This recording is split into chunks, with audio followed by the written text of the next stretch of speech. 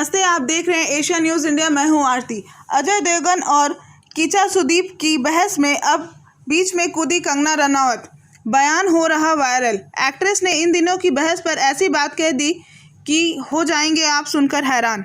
अजय देवगन और किचा सुदीप की हिंदी भाषा को लेकर बहस कई दिनों से सुर्खियों में है।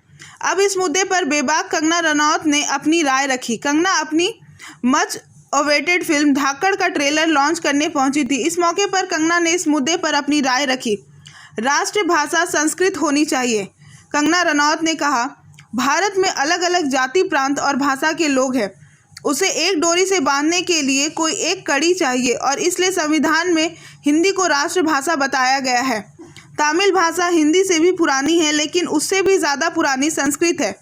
मेरी बात माने तो राष्ट्रभाषा संस्कृत होनी चाहिए। उनका कहना था सभी भाषा संस्कृत से आई है। इसके साथ ही कंगना ने आगे कहा, भले वो तमिल हो या कन्नड़, सारी भाषा संस्कृत से ही आई है।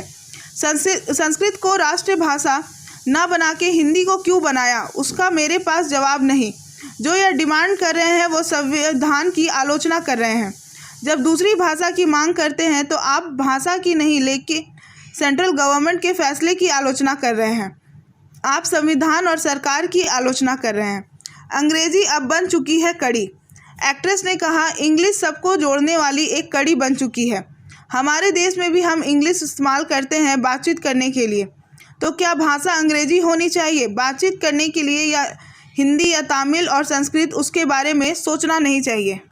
हिंदी राष्ट्रभाषा है। अजय देवगन के बयान पर बात करते हुए कंगना रनौत ने कहा, अजय देवगन ने कहा कि हिंदी राष्ट्रभाषा है, वो उन्होंने गलत नहीं कहा। लेकिन जब वो ये कहते हैं कि तमिल हिंदी से पुरानी भाषा है तो गलत नहीं कह रहे हैं।